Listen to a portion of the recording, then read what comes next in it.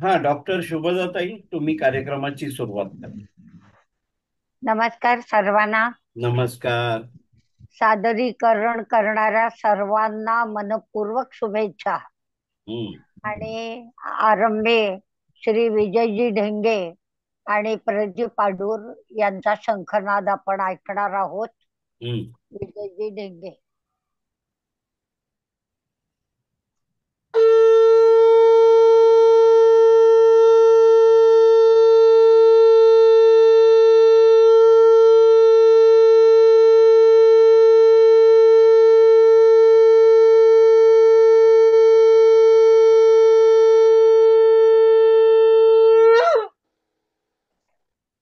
श्री प्रदीप पाटील. प्रदीप जाडूर यांचा पूर्वनियोजित रेकॉर्डेड शंखनाद.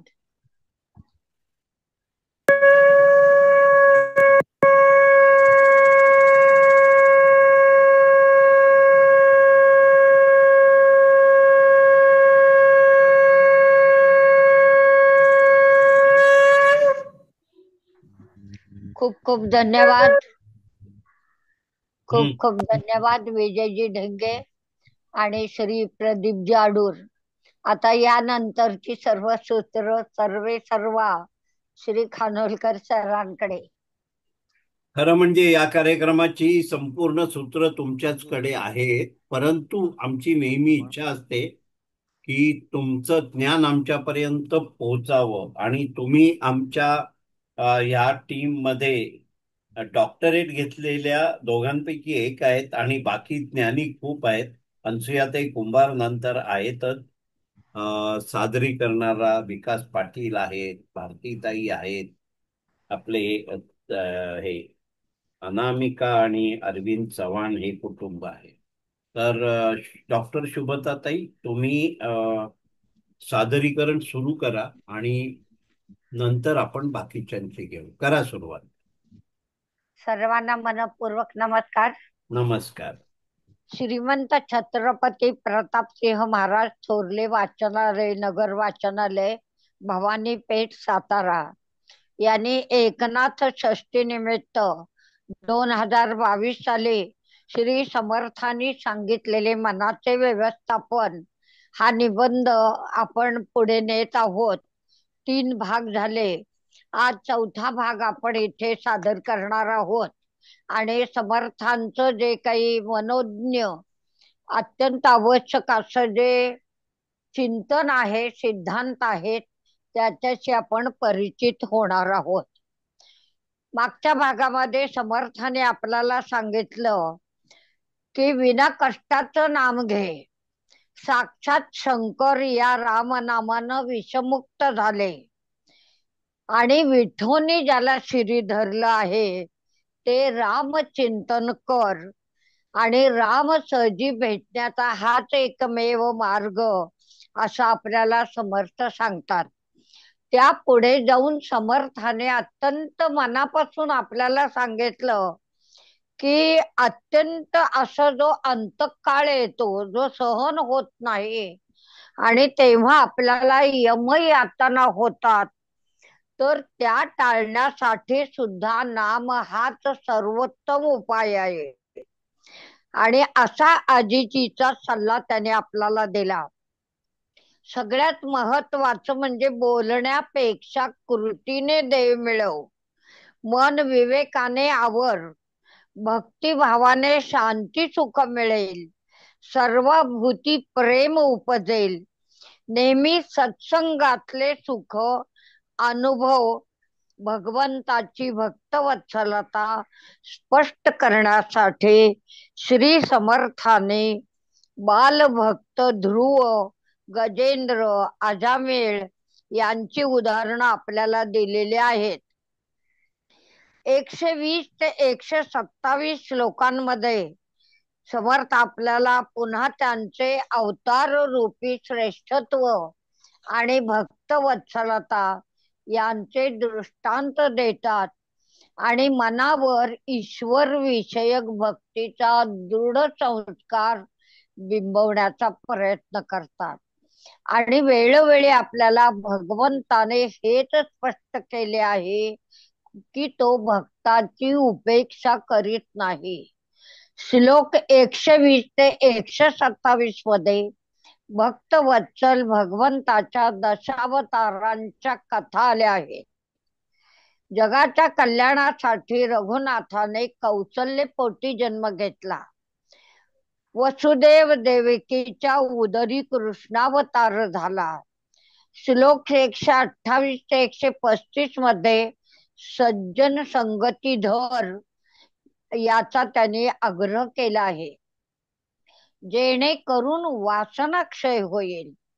उन्मन होण्याच्या आणि निर्विकार पद प्राप्त करण्याचा येथे त्याने आपल्याला आग्रह धरला आहे. एवढंच नाही तर ते म्हणतात साक्षात योगीश्वर हो, वितरागी हो असेही सुचवले. आणि सगळ्यात महत्वाचं म्हणजे संत संगतीने महाक्रूर यमराजाचेही भय राहत नाही हे आपल्या मनाला पटवून दिले. अशा प्रदीर्घ रचनेने सगुणोपासनेचे बळ वाढविण्याचा मार्ग सांगून श्री समर्थ मनाचे भक्कम व्यवस्थापन करतात. आता 136 ते 174 या श्लोकांमध्ये निर्गुण बोधाचा भाव आणि बैठक पक्के करण्याकरता या श्लोकांची निर्मिती झाली आहे. ते म्हणतात, जरी हे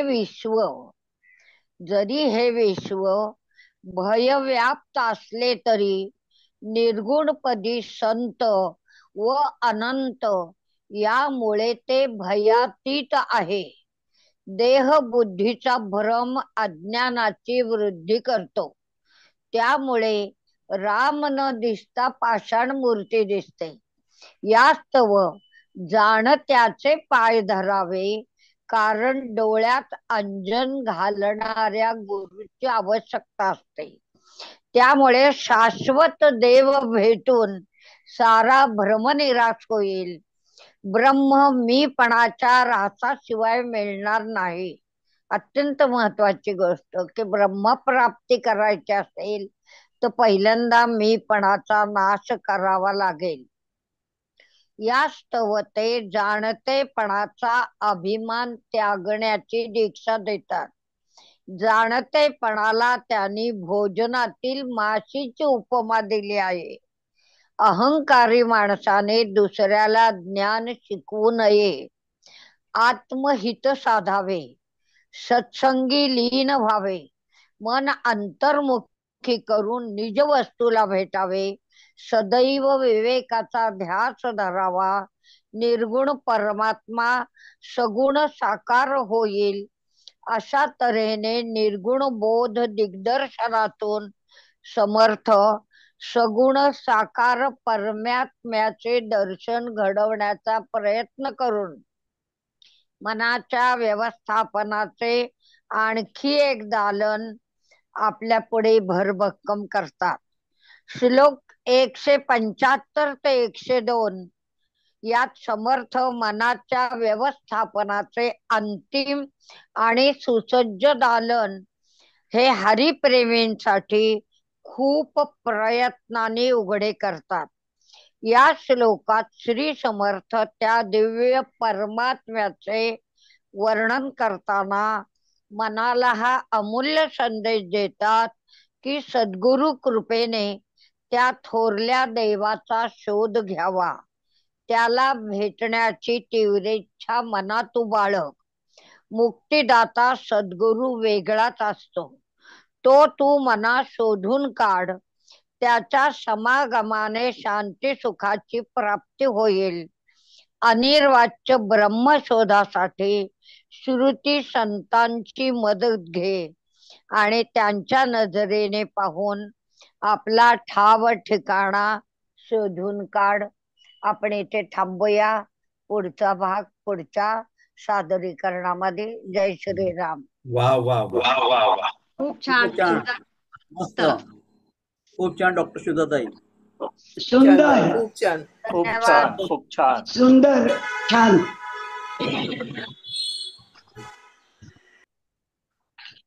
आपल्या समोर आता भारतीताई खानोलकर सादरीकरण करतायत. करा, सुरुवात करा भारतीताई. नमस्कार सर्वांना. नमस्कार. हा.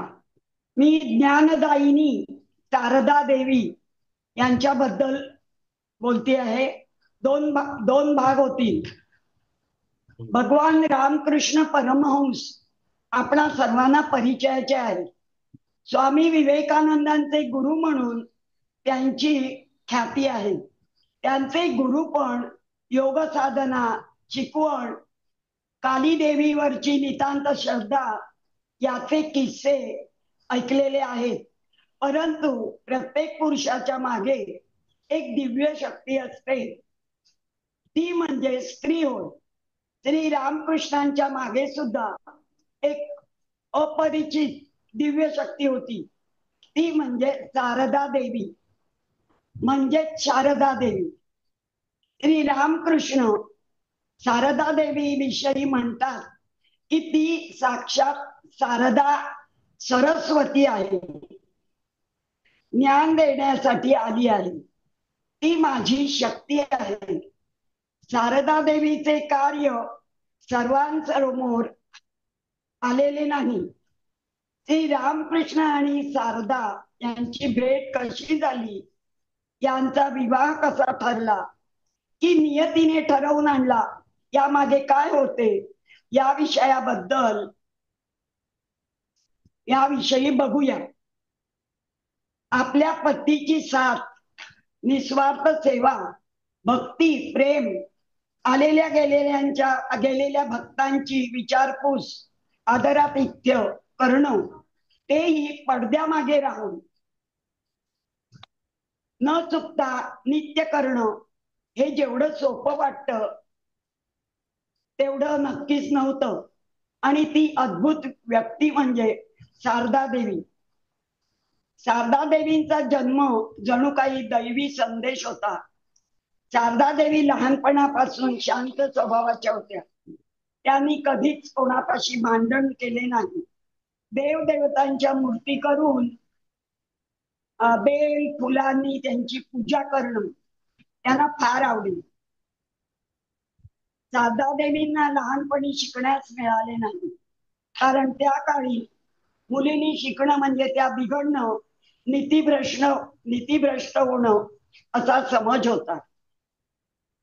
त्यांचे कुटुंब बेताचेच आणि गरिबीचे चटके सोसले त्यांनी. त्यामुळे त्या आईला घर कामात मदत करत, लहान भावंडांना सांभाळत. शारदा देवी लहानपणापासून बुद्धिमान होत्या, तशाच स्वयंपाकात सुद्धा हुशार होत्या.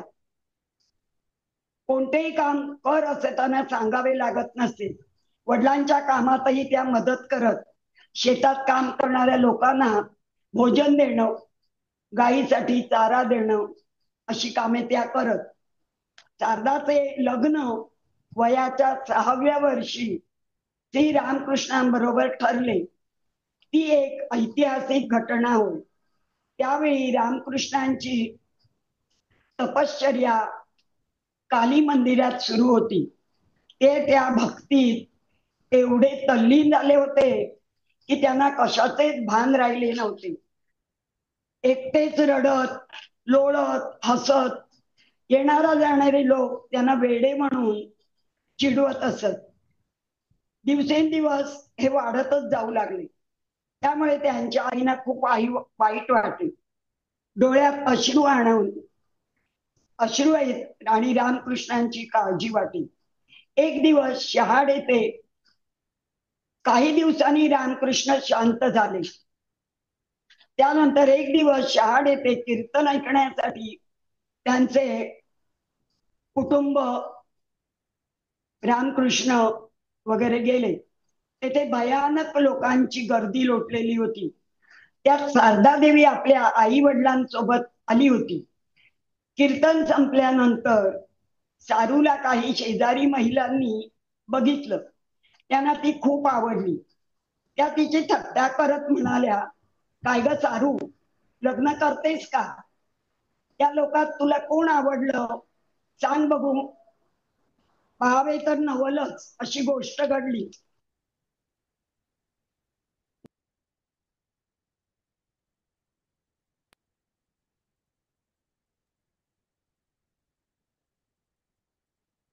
पाहावे तर नवलच अशी गोष्ट घडली. हात वर करून जवळ बसलेल्या भावमग्न श्री रामकृष्णांना खुणेने दाखवले. इतक्या लहान मुलीने अशा प्रकारे आपला भावी पती दाखवणे आश्चर्यच होते. इकडे मात्र म्हणजे त्यांच्या घरी आई त्यांच्या विवाहाची काळजी करावी लागली होती, कारण त्यांचं त्यावेळेला वय 24 झालं होतं. आई काळजीत होती आणि त्यावेळी ते आईला म्हणाले, तिकडे इकडे तिकडे बघू नकोस. जयराम वाटीत मुखर्जींच्या घरी वधू खूण म्हणून ठेवली आहे, तिथे जाऊन बघा. आणि शेवटी इसवी सन 1859 मध्ये वैशाख महिन्यात शुभमुहूर्तावर त्यांचा विवाह पार पडला. त्यावेळी श्रीरामकृष्ण 24 वर्षाचे तर शारदा 6 वर्षाची. एक अनोखा प्रवास सुरू झाला. त्याच्या पुढचा भाग पुढच्या वेळेला. नमस्कार. छान, मस्त छान छान छान सांगितलं बाकीताई, मस्त. छान. खूप छान. खूप छान झालं, खूप छान. धन्यवाद धन्यवाद. नमस्कार सर्वांना. आपल्या समोर येतंय ना आता आवाज? विकास पाटील सादरीकरण करतायत. करा, सुरुवात करा. नमस्कार सर्वांना. नमस्कार. मी आज एक कविता सादर करणार आहे. हम्म. बऱ्याच वेळा कवितेचा विषय आला स्पर्धेसाठी की प्रश्न पडतो ह्या विषयावरती काय कविता लिहायची, का कुठून विषय काढतात असं वाटतं. त्याच्यानंतर एखाद दिवस त्याच्यावरती विचार करण्यात जातो आणि नंतर हळूहळू लिहायला लागल्यावरती स्फुरू लागतो. विषय आहे गुलाब व काट्याची प्रेम कहाणी. गुलाब व काट्याची प्रेम कहाणी. शीर्षक प्रेमगाठी. बसलो असता बागेत एकदा, गुलाब लागला वाऱ्यावर डोलू. बसलो असता बागेत एकदा, गुलाब लागला वाऱ्यावर डोलू. काटे पाहत होते संगे नाचू, म्हणे गुलाबा काय बोलू. काटे पाहत होते संगे नाचू, म्हणे गुलाबा काय बोलू. कांती तुझी मऊ मुलायम, रूप तुझे नेत्र दीपक. कांती तुझी मऊ मुलायम, रूप तुझे नेत्र दीपक. सदैव पिंगा फुलपाखरांचा, रंग तुझे मनमोहक. सदैव पिंगा फुलपाखरांचा, रंग तुझे मनमोहक. पाहून तुझे सौंदर्य, पसंती सर्वांचीच तुला. पाहून तुझे सौंदर्य, पसंती सर्वांचीच तुला. खुश करण्या प्रियेला, जो येतो नेतो फुला. खुश करण्या प्रियेला, जो येतो नेतो फुला. सुगंध प्रीतीचा तुझ्यात, मीही आहे तुझ्या प्रेमात. सुगंध प्रीतीचा तुझ्यात, मीही आहे तुझ्या प्रेमात. तुझी माझी कायम संगत, रोजच भेटतो एकांतात. तुझी माझी कायम संगत, रोजच भेटतो एकांतात. वाहतो मी काळजी तुझी, सदैव जगतो तुझ्यासाठी. वाहतो मी काळजी तुझी, सदैव जगतो तुझ्यासाठी. मारशील ना प्रेमगाठी, येईन तुझ्या पाठी पाठी. मारशील ना प्रेमगाठी, येईन तुझ्या पाठी पाठी. नमस्कार. वा, खूप वा वा सुंदर. वा. छान छान छान. छान एकदम विषय छान सांगितलं. छान. मस्त. धन्यवाद. खूप छान संकल्पना.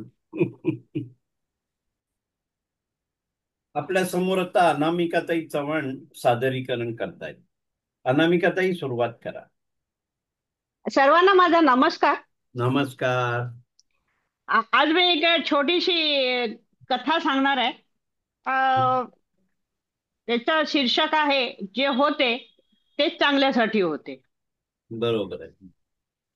एक पदवीधर असतो, तरुण नावाचा एक मुलगा असतो. तो चांगला पदवीधर असतो, अभ्यासात हुशार असतो.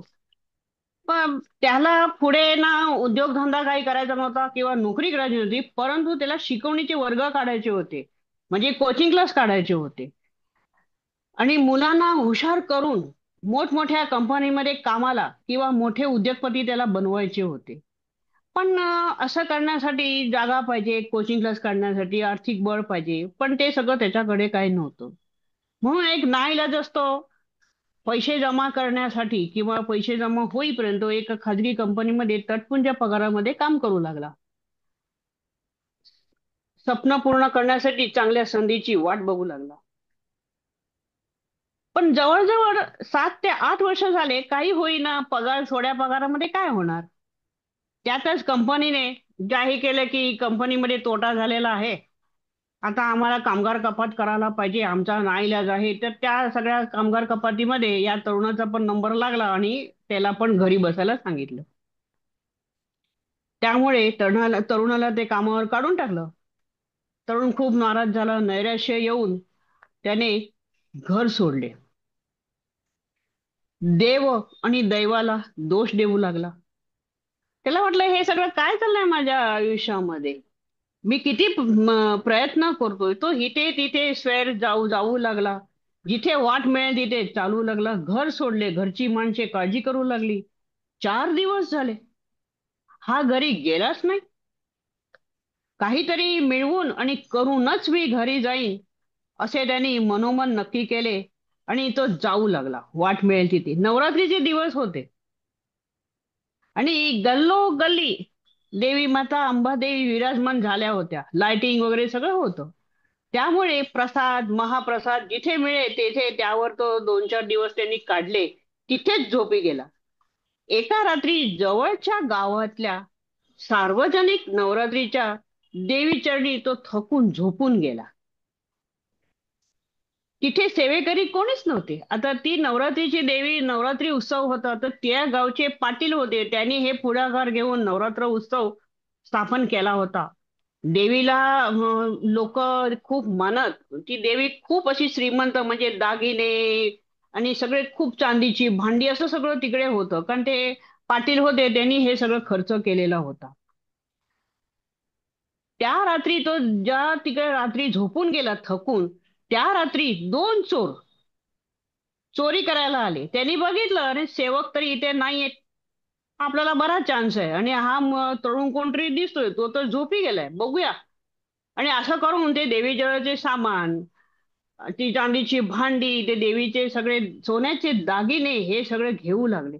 थोडासा आवाज आला, ह्या तरुणाला जाग आली आणि त्यांनी बघितलं हे काय चाललंय. तर त्यांनी मग फार मुश्किलीने एका त्या चोराला पकडलं आणि मोठमोठ्याने आवाज केला, धावा धावा चोर चोर, धावा धावा चोर चोर. असं केल्यामुळे काय झालं, थोडे लोक जमा झाली आणि ते जे सेवक होते, जे जेवायला कुठेतरी शेजारच्याच गल्लीमध्ये गेले, ते पण धावत आले. त्यांनी बघितले एक चोर एका माणसाला पकडले, मग त्याला कोणी पण त्याला पकडलं आणि शेवटी तो चोर, एक तरी चोर पकडला गेला. आणि आणि त्याच गावातले ते पाटील होते, ते पण धावत आले. त्यांनी बघितलं, अरे चोर पकडला, अरे बरं झालं आपल्या देवी माताचे दागिने वगैरे पण लुटले गेले नाही आणि देवी माता जे पवित्र आहे त्याला पण, देवीला पण सांभाळून ठेवलेलं आहे. असं करून आणि त्यांनी ते सेवेकरीना दुर्लक्ष केल्यामुळे त्यांना ठपका दिला आणि ह्या तरुणाला शाबासकी मिळाली. मग तिथले पोलीस, मग ते गावचे पुढाकारी, ते गावचे पाटील, सगळ्यांनी मिळून त्या तरुणाला बक्षीस जाहीर केलं.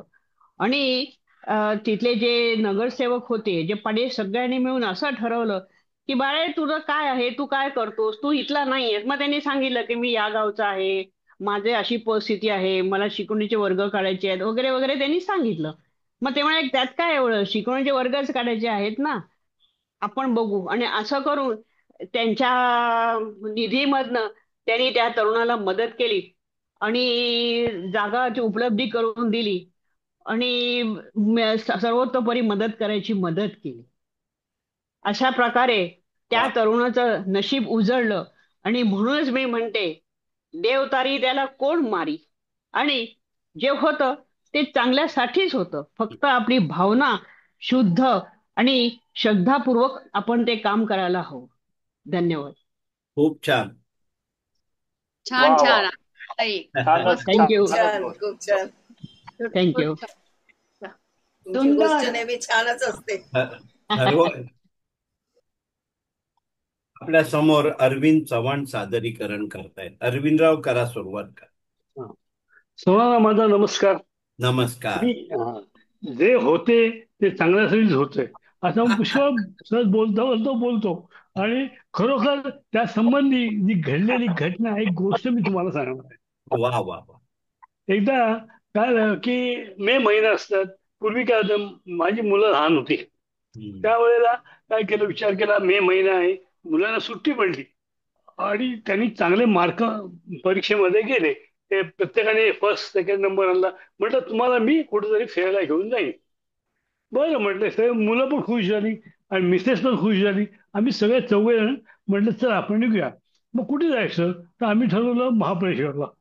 अरे मग सगळे खुश झाले. महाबळेश्वरला मे महिन्यात म्हणजे बरं वाटतं म्हणून आम्ही सगळे ठरवलं. त्याप्रमाणे आम्ही तिकीट बुक केली. आणि काय झालं, त्या बस होती ती पूर्वी आपल्या डोंबिवलीवरून सुटायची नाही, ती सुटायची ठाण्यावर. म्हणून आम्ही म्हटलं ठीक आहे, हरकत नाही, तरी आपण जाऊ तिकडे. म्हणून आम्ही सकाळी 8ची बस होती. म्हणून आम्ही सकाळी लवकर 6:30-7:30 निघालो. म्हटलं चला 15-20 मिनिटात पोहोचेल ट्रेनने आपण पोहोचू ठाण्याला.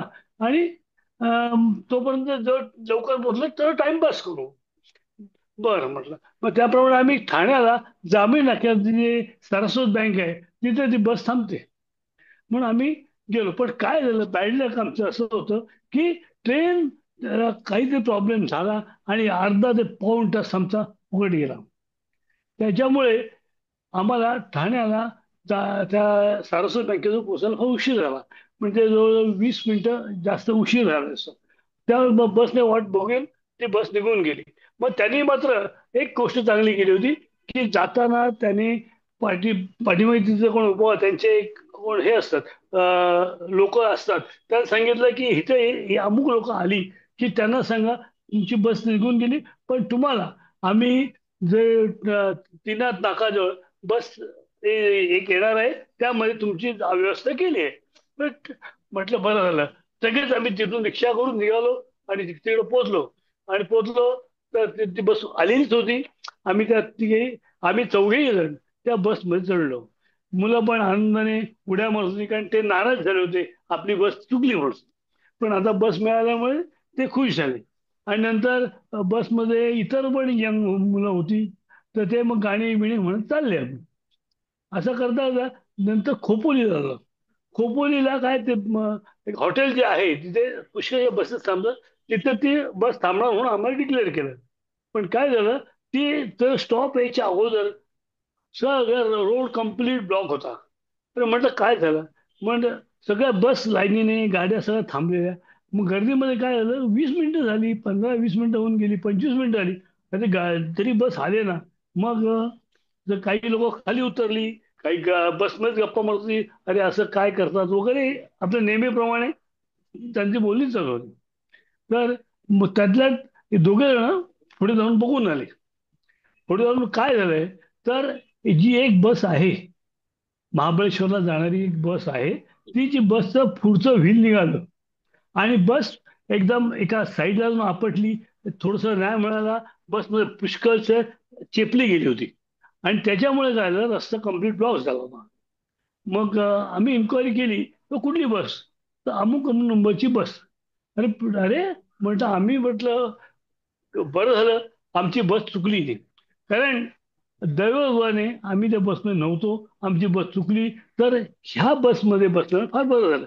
त्या बसमधले पुष्कळशा लोकांना हाता पायाला मार लागला, कोणी डोकी फुटली होती हा, आणि पुष्कळसं हे झालं. तेव्हा आम्ही म्हटलं की ह्यालाच म्हणतात की जे होतं ते चांगल्यासाठी होतं आणि बरं झालं आमची बस चुकली, त्याच्यामुळे आम्ही वाचलो. एवढं म्हणून माझी गोष्ट संपवतो. देव तारी. वा वा, छान छान, छान छान. खूप छान. नमस्कार. एक मिनिट. आपल्या समोर आता अनसुयाताई कुंभार सादरीकरण करतायत. अनसुयाताई, करा, सुरुवात करा. सर्व सभासदांना नमस्कार, नमस्कार. सारस्वतांना नमस्कार. हम्म. करोना काळ संपल्यानंतर मी नातीला घेऊन बागेत गेले होते, तेव्हा मला ती भेटली आणि तिची कहाणी मी आता सादर करते 2 टप्प्यामध्ये. बर. मी नातीला घेऊन बागेत गेले होते. तिथे गेल्यावर ती इतर मुलांबरोबर खेळण्यात दंग झाली. मी एका बाकावर बसून इकडचे तिकडचे निरीक्षण करू लागले. लक्ष जात होते एकदा नातीकडे, एकदा देवळात वाजणाऱ्या घंटेकडे, तर एकदा रस्त्याकडे. समोरच्या फुटपाथवरून एक 7-8 महिन्याचे कळकटलेले बाळ खालीवर करत होते. त्याची आई फुटपाथवर पथारी टाकून 20-25 मास्क विकायला घेऊन बसलेली दिसली. ते बाळ फुटपाथवरून खाली रस्त्यावर उतरायचे, त्याला ती कित्येकदा खेचून वर घ्यायची. काही वेळा बागेतल्या घसरगुंडीकडे पाहायची.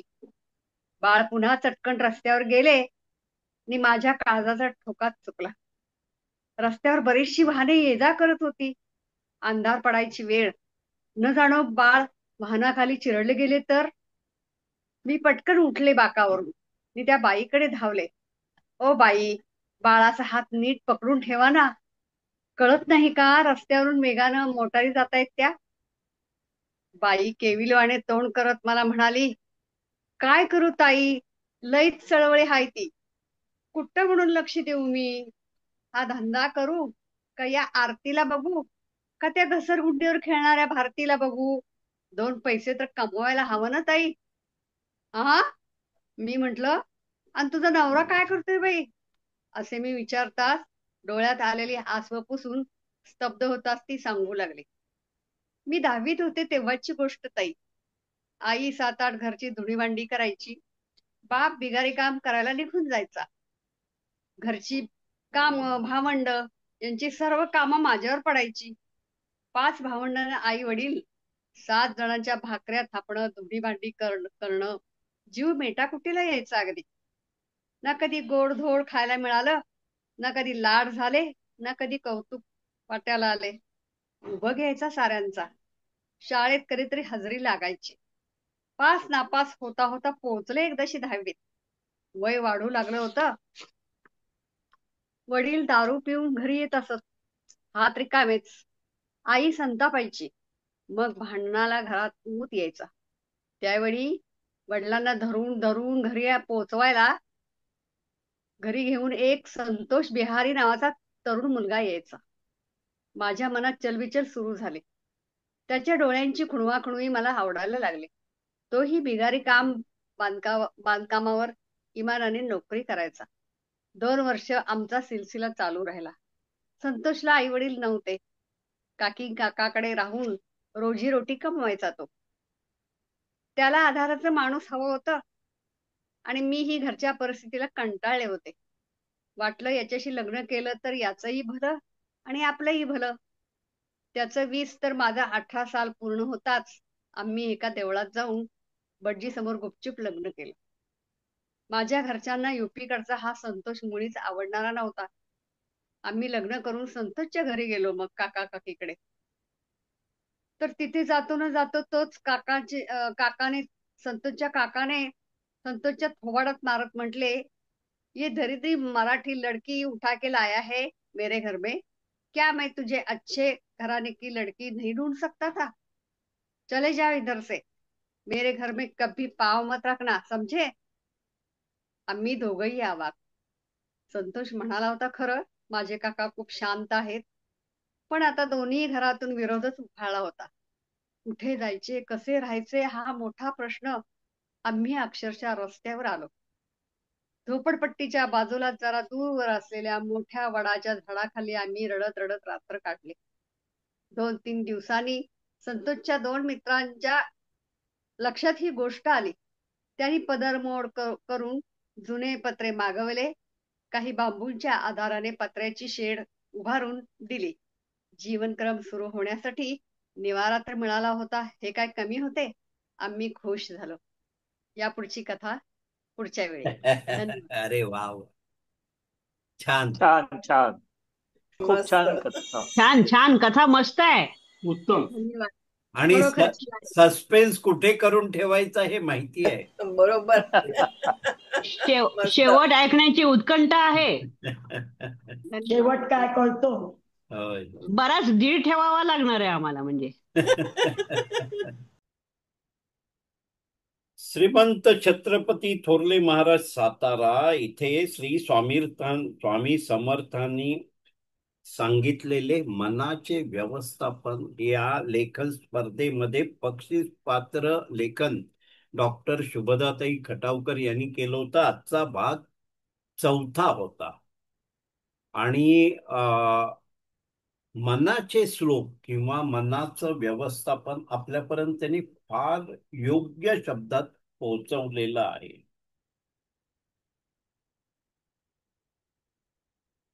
आता आज आपण त्यांनी सुरुवातीच्या भागात एक महत्वाचं सांगितलं होतं, बहिर्मन आणि अंतर्मन. तर बहिर्मन खूप चंचल असतं, इथे तिथे खूप पळत असतं, चुका करत असतं. अंतर्मन हे शांत आणि देवाला स्मरणारं असं असतं.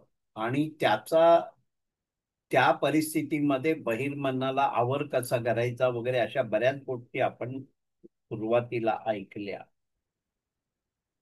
त्यांनी सांगितलेलं आहे मागच्या वेळेला, विना कष्टाचे आहे नाम घेणे.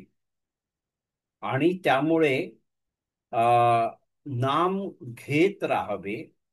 ज्या विठूने आपल्या शेरी धरलेला आहे रामाला, त्या रामाचे चिंतन करावे. म्हणजे विठोबाने ज्याला आपल्या माथ्यावर डोक्यावर बसवलंय त्याचे चिंतन करावे. आणि यातना कमी नाही होत, तर या रामनामाने यातना सहन करण्याची ताकद येते असं त्यांनी सांगितलं. त्याच्यात खूप त्यांनी भाव सांगितलं, प्रेम आहे, सत्संग आहे, या सगळ्या गोष्टींच्या आधारे आपल्याला ती ताकद येते. त्यांनी उदाहरणामध्ये बालभक्त ध्रुव, गजेंद्र यांची उदाहरणं पण मनाचे व्यवस्थापनामध्ये किंवा मनाचे श्लोकमध्ये दिलाय असा उल्लेख केला. आज आपण 120 ते 127 या श्लोकांमध्ये भक्त वत्सल देव असा उल्लेख केलाय. भक्तांची उपेक्षा देव कधीच करत नाही. पण भक्त शब्द महत्वाचा आहे, त्याच्यासाठी आपण भक्त होणं गरजेचं आहे. आणि या 120 ते 127 श्लोकांमध्ये भक्तांना मार्गदर्शन करण्यासाठी राम जन्म आणि कृष्ण जन्म याचा त्यांनी उल्लेख केला. 128 ते 135 मध्ये उन्मन होण्याचा निर्विकार मत व्यक्त केलेलं आहे. साक्षात ऋषी हो म्हटलेलं आहे. यमाचे भय राहणार नाही. बळ वाढवण्याचा मार्ग आणि मन भक्कम करण्याचा मार्ग म्हणजे रामनाम आहे असं या श्लोकांमध्ये उल्लेख आहे. पुढे 136 ते 174 मध्ये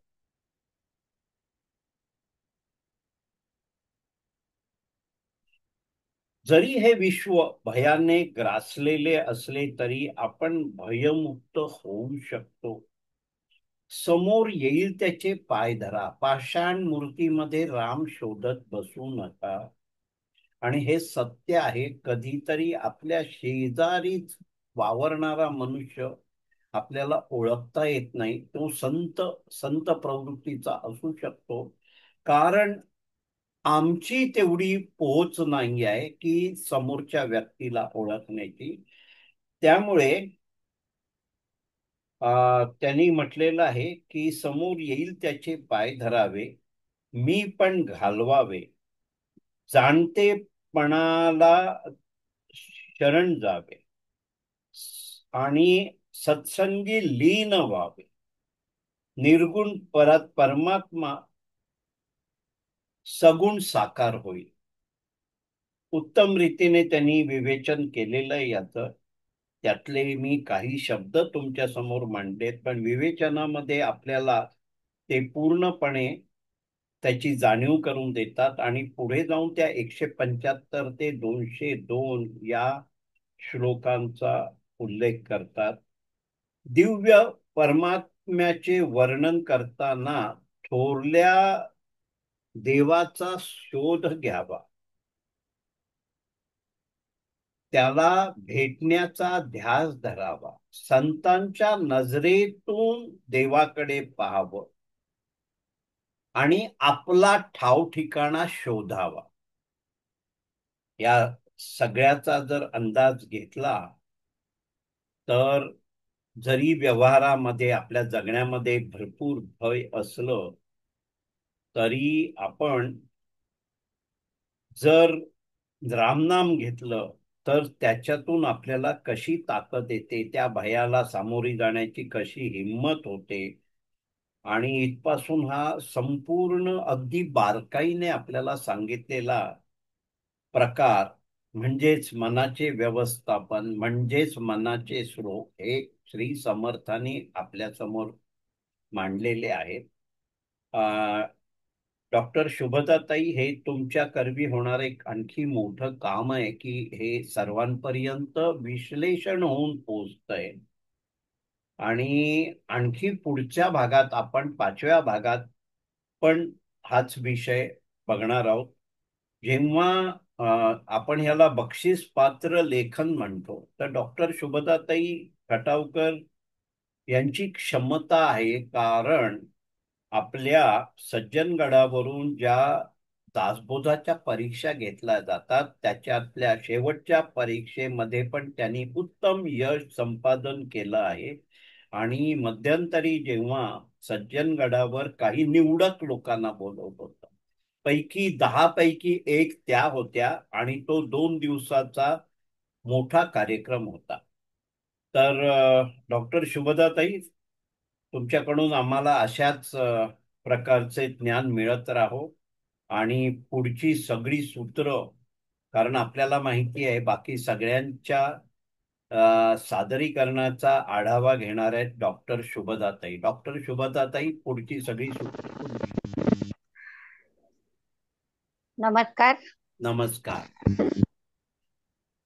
एक प्रामाणिक प्रयत्न चालू असतो, या पलीकडे काही नाही. जे आहे ते सगळं महाराजांचं आहे आणि आपल्या सर्वांची मजवर कृपा आहे, त्यामुळे हे घडतंय.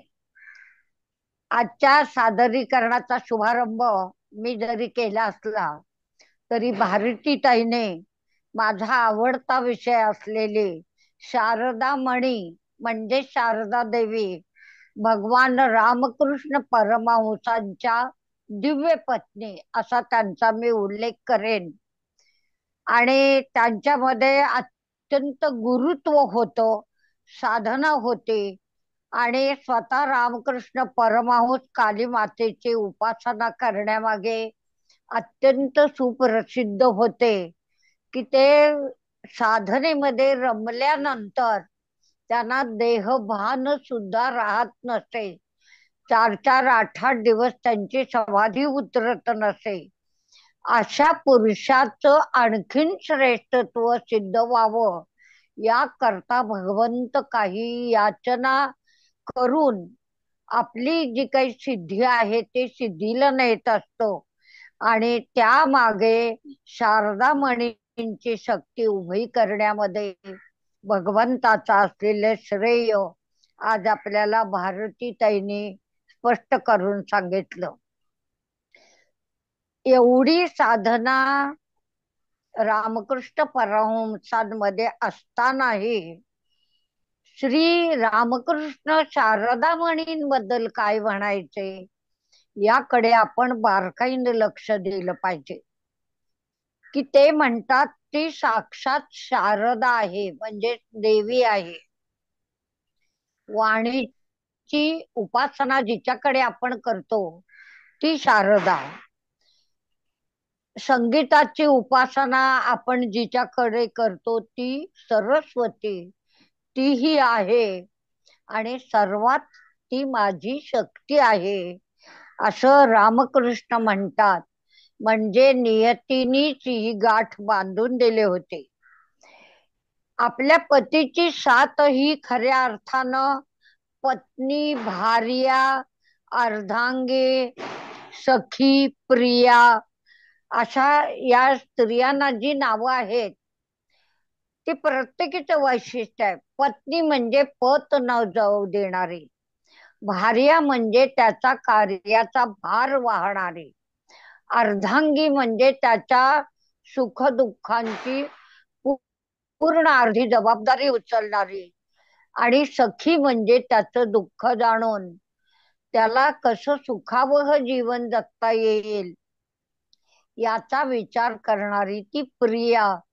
अशी सर्व जी काही नामकरण आहेत किंवा उपमा आहेत त्या शारदा म्हणींना लागू पडतात.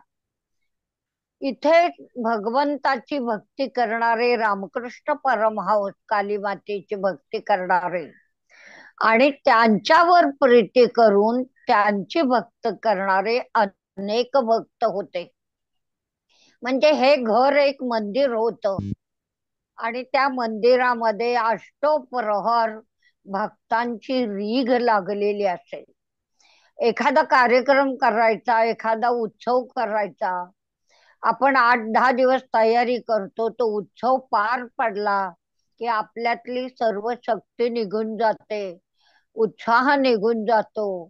पण इथे शारदा म्हणींचं हे महत्व आहे की त्या आपल्या पतीची जशी काळजी घेत आहेत तशी त्या काळजी आपल्या येणाऱ्या भक्तांची पण घेत आहेत, विचारपूस करताहेत. पण हे करताना त्या प्रसिद्धी परांगमुख आहेत. त्यांचा जन्म म्हणजे दैवी संकेत आहे. लहानपणापासून शांत असलेला स्वभाव आणि लहानपणापासून देवी देवतांची पूजा करण्याची त्यांची मनोवृत्ती, या सगळ्याच आपल्याला अत्यंत विलक्षण वाटतं.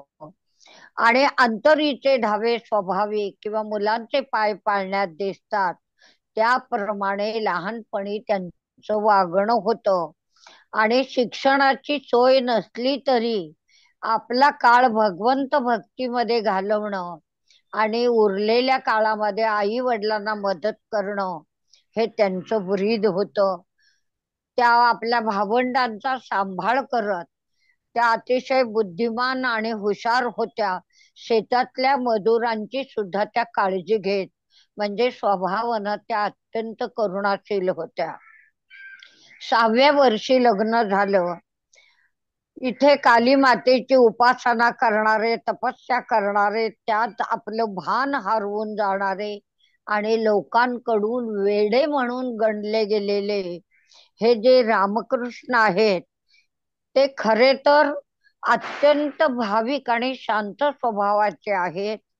आणि ज्या वेळेला एकदा त्यांची गाठ पडली आणि शारदा म्हणींना विचारलं की या गर्दीमध्ये तुला कोण आवडलं, तर वयाच्या 6व्या वर्षी तिची बुद्धी किती तल्लख आहे पहा, की तिने त्यांच्याकडे बोट दाखवलं आणि मला हा पती म्हणून आवडला हे स्पष्ट केलं. 24 वर्षाचे रामकृष्ण आणि 6 वर्षाची ही शारदा मणी यांच्या जीवनाचा अनोखा प्रवास आता सुरू होणार आहे. ते जाणून घेण्याकरता आपण अत्यंत उत्सुक आहोत. त्यासाठी आपल्याला दुसऱ्या सादरीकरणापर्यंत मन शांत ठेवावं लागेल आणि पुढचा प्रवास भारतीताईंबरोबर करावा लागेल. तेव्हाच त्यांच्या अवर्णनीय जीवनाची कथा आपल्या पदरी पडेल. भारतीताईंनी खूप छान चांगला विषय घेतला, माझ्या आवडीचा आहे. माझ्या मनामध्ये शारदा म्हणींबद्दल नितांत श्रद्धा आहे आणि जे जे उन्नत उदात्त महन मधुर आहे ते आपण ग्रहण करावं अशी माझी मनोभावना असल्यामुळे मला हा विषय खूप भावला. आपल्या सगळ्यांनाही भावला असेल. भारतीताईंना मनपूर्वक शुभेच्छा आणि त्यांचं मनपूर्वक अभिनंदन. विकास पाटलांची कविता अतिशय वेगळा विषय, म्हणजे आपला गुलाबाशी रोज संबंध येतो. त्याला काटे असतात, पण ते फूल पकडताना आपल्याला जर काटा बोचला तर आपण फक्त त्या काट्याबद्दल काहीतरी वाईट चिंतत असतो. या पलीकडे आपल्या अंतःकरणात त्याच्याविषयी काही भावना नसतात. पण इथे विकास पाटील म्हणतात की स्पर्धेचा विषय पाहिल्याबरोबर वाटतं की काय लिहावं. एखादा दुसरा विषय गेला, एखादा दुसरा दिवस गेला की असं वाटतं कुठून सुचतात त्यांना हे विषय. पण शांत मन ठेवलं आणि त्या विषयाशी मन एकरूप केलं तर ते म्हणतात आपोआप सुचायला लागतं. आणि कागदावर लिहायला लागल्यानंतर ती कविता आपोआप साकार होते. हा प्रत्येक रचनाकाराचा अनुभव त्यांनी अत्यंत मर्मस्पर्शी शब्दात सांगितला. विषय होता गुलाब काट्याची प्रेम कहाणी. त्यांच्या कवितेत शीर्षक आहे प्रेम गाठी. एके दिवशी शांत बसलेल्या असताना बाजूच्या गुलाबाकडे लक्ष गेलं आणि तो वाऱ्यावर डोलू लागला. एवढ्यात काट्यांकडे लक्ष गेलं आणि तेही त्याच्या संगे डोलू लागले आणि बोलूही लागले. त्याची जी कांती आहे ती मृदू मुलायम आहे. त्याच्या भोवती फुलपाखरे पिंगा घालतात. त्याचे रंग अत्यंत मनमोहक आहेत. आम्ही तुझ्या सौंदर्यावर खुश आहोत आणि प्रियेला खुश करण्याकरता सुद्धा आम्ही तुझाच उपयोग करतो. हाच मार्ग आमच्याकडे प्रीती खुलवण्याचा आहे, प्रियेला खुश करण्याचा आहे. प्रीतीचा संगम आम्ही गुलाबाने वाढवतो आणि रोज एकांतात तिथे काट्यांची आणि गुलाबाची गाठ पडत असते. ते म्हणतात आम्ही तुझी काळजी वाहतो. म्हणजे इथे खऱ्या अर्थाने काटे हे गुलाबाकरता काटे नसून ते त्यांचे मायबाप आहेत, जे त्याला जगवण्याकरता फुलवण्याकरता आणि त्याचं आयुष्य अतिसुंदर होण्याकरता आपलं सर्वस्व पणाला लावतात. आणि म्हणून उद्या आपल्याला काट्याचा जरी जन्म मिळाला तरी आपल्याला काट्यातून गुलाब कसा फुलवता येईल याचा विचार आपण इथे केला पाहिजे. कारण काटे म्हणतात जगतो तुझ्यासाठी, कारण तुझ्यानी माझ्या प्रेम गाठी. म्हणजे इथे निसर्गच फुलांचं रक्षण करण्याकरता इथे सज्ज झालेला आहे. आणि आपल्याला माहित आहे की एका थोर पुरुषाने डोक्यावर काट्यांचा किरीट घातला होता. पण गुलाब जेव्हा आपल्याशी संवाद करायला लागेल त्यावेळी तो आपल्याला प्रश्न विचारेल कि सिर पर कांटों का किरीट पहनना अच्छा है या मरुस्थान में कांटों पर खेलना अच्छा है. याचा आपण विचार करूया. कविता खूप सुंदर, विषय खूप चांगला, चिंतन खूप चांगलं. असेच नवे नवे विषय सादर करावेत. आणि आजचं सादरीकरण खूप छान झालं. पुढच्या सादरीकरणासाठी शुभेच्छा. अनामिकाताई आपल्याला नेहमीच काहीतरी जीवनातल्या अनुभवांच्या आधारानं एखादी कथा प्रसंग सादर करून आपल्याही चिंतनाला काही दिशा देतात. त्याने आज विषय घेतला होता जे होते ते चांगल्यासाठी. त्याने पदवीधर तरुणाची एक कथा आपल्यापुढे सादर केली की जो आयुष्यात शिकला, सवरला, मोठा झाला, पण त्याला नोकरी करायची नाही. त्याला मुलांना मार्गदर्शन करण्याचं एक कसब साध्य करायचं आहे आणि त्या कसबाचं फलित त्याच्या अंतःकरणी असं आहे की आपले विद्यार्थी नोकरी करतील, कुठे जातील, तिथे उच्च पदस्थ व्हावेत आणि त्यांच्या आयुष्यामध्ये ब्राईट डेज यावेत, सोनेरी दिवस यावेत, याकरता तो 8 वर्ष प्रयत्न करतो, पण काहीच फलित होत नाही.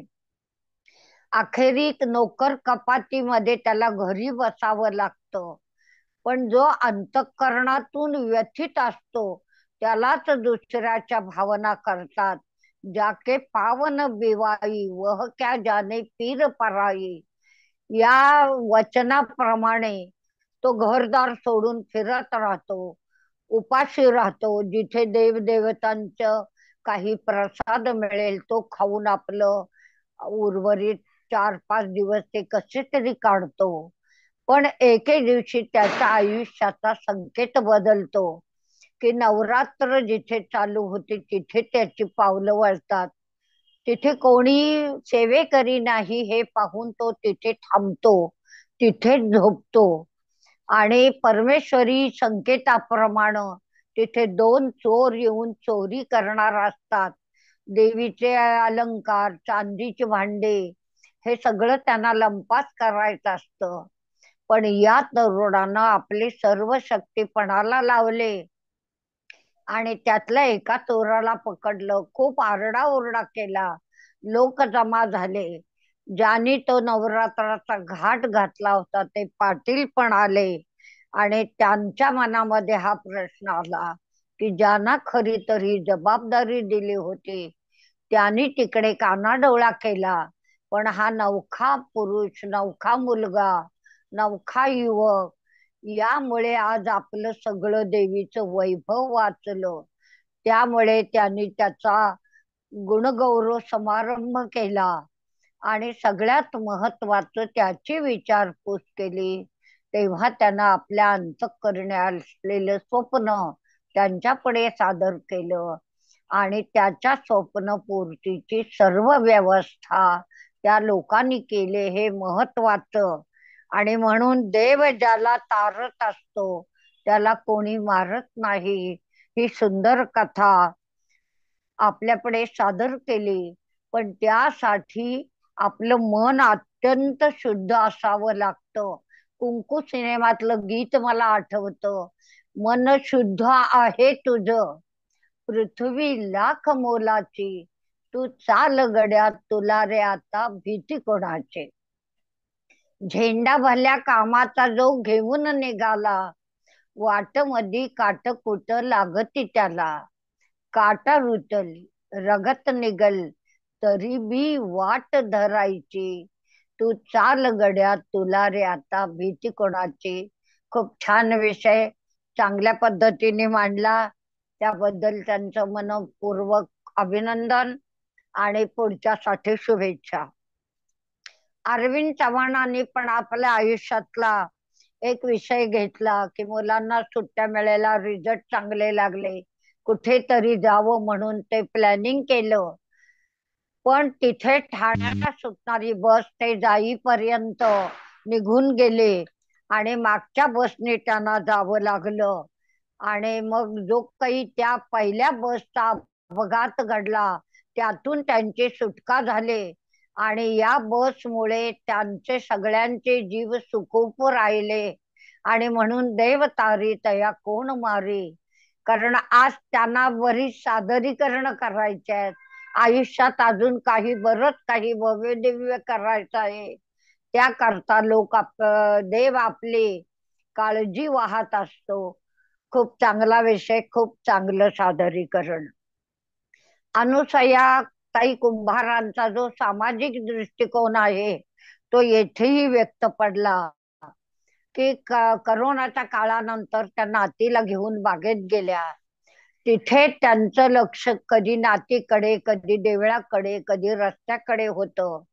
अचानक फुटपाथवर एक बाई भाजी विकत बसलेली त्यांनी पाहिली, पण तिचं छोटं बाळ सतत रस्त्यावर जात होतं. त्यांच्या अंतःकरणामध्ये हा प्रश्न उमटला की जर त्या बाईचं दुर्लक्ष झालं तर त्या बाळाचं काय होईल. त्या विचाराने त्या त्रस्त होऊन तिला भेटायला गेल्या. तिची कहाणी विचारली. तिनं आपली अत्यंत दुर्दम्य अशी वाईट कहाणी सांगितली की लहानपण पण कष्टात गेलं, भांडी घासले, पुढे घरी येणाऱ्या एका बऱ्यापैकी तरुणाशी प्रेम जमलं, आम्ही लग्न केलं, ते कोणालाही मान्य झालं नाही. दोन्ही घरातून त्यांना विरोध झाला. शेवटी मित्रांनी काही पदरमोड करून जुन्या पत्रांची एक शेड तिथे उभी केली आणि मग अशा तऱ्हेनं त्यांचा जीवन संसार सुरू झाला. आता पुढच्या नवजीवनाची कथा पुढे ऐकायची आहे. इथे मला मानिनी सिनेमातलं जे खूप सुंदर गीत आहे त्याच्या ओळी आठवल्या की खांबाच 4 वेणू शाकारणी तृणांची, कानी सुरेल वाणी माझ्याच कंकणांची, कष्टी उभारलेल्या आस्वाद अमृताचा, वनवास हा सुखाचा, वनवास हा सुखाचा. सगळ्यांचे सादरीकरण खूप छान झाले.